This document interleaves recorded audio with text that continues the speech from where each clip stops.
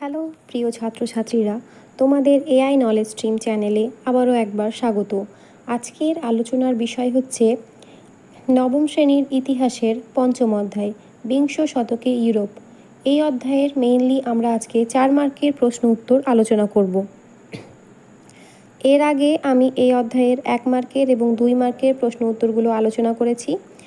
তার দুটো ভিডিও আছে, যারা এখনও দেখোনি চ্যানেলে গিয়ে ভিডিওটা দেখতে পেয়ে যাবে, অথবা আমি ডেসক্রিপশানে লিঙ্ক দিয়ে দেবো, সেখান থেকেও তোমরা দেখে নিতে পারো।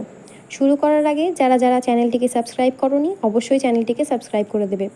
তো চলো শুরু করা যাক। প্রশ্ন হচ্ছে, লেনিনের নতুন অর্থনৈতিক পরিকল্পনা বলতে কী বোঝো, অথবা এনইপি নিউ ইকোনমিক পলিসি কী? উত্তর, ভূমিকা।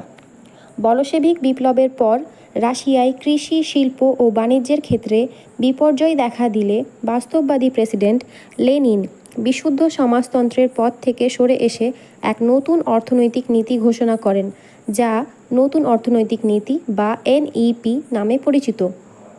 ঐতিহাসিক কার্লটন হেইজ এর মতে, নতুন অর্থনীতির সমাজতন্ত্র বা ধনতন্ত্র কোনোটিই নয়, কিন্তু সাময়িক উভয়ের মিশ্রণ ছিল। যেভাবে আমি কালি চেঞ্জ করে লিখেছি সেভাবেই তোমরা পয়েন্ট করে কালি চেঞ্জ করে লিখবে, তাহলে উত্তরটা বেশি সুন্দর লাগবে দেখতে। লেনিনের নতুন অর্থনৈতিক নীতি।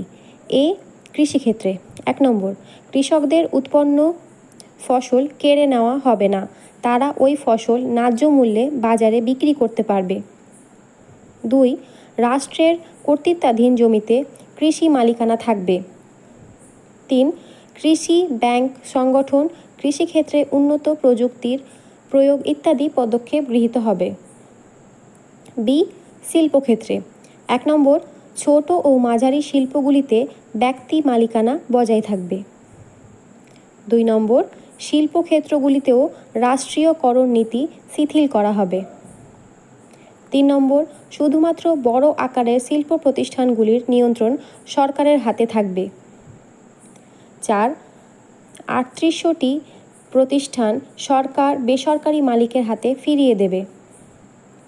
5, কর্মদক্ষতা, কাজের মান, অভিজ্ঞতা, কাজের পরিমাণ ইত্যাদির ওপর নির্ভর করে শ্রমিকরা মজুরি, ভাতা ও ছুটি ও অন্যান্য সুযোগ সুবিধা পাবে।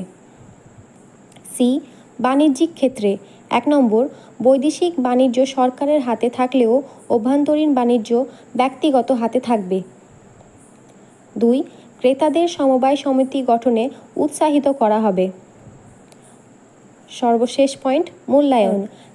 লেনিনের নতুন অর্থনৈতিক নীতির সুফল স্বরূপ রাশিয়ায় রাষ্ট্রের নিয়ন্ত্রণে কৃষি, শিল্প ও বাণিজ্যের উন্নতি ঘটে।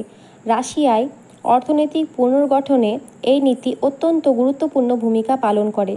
তো এই ছিল আজকের প্রশ্ন, 4 মার্কের প্রশ্ন। এটাকে তোমরা খাতায় লিখে পড়তে শুরু করো। আশা করি এটা পড়লে তোমাদের পরীক্ষায় অনেকটা কাজে আসবে এবং তোমরা পরীক্ষাতে কমন পেয়ে যাবে। এই ভিডিওটা থেকে যদি তোমাদের কোনো উপকার হয়ে থাকে তাহলে সাবস্ক্রাইব করে এবং লাইক করে আমাদেরকে উৎসাহিত দেবে। ধন্যবাদ।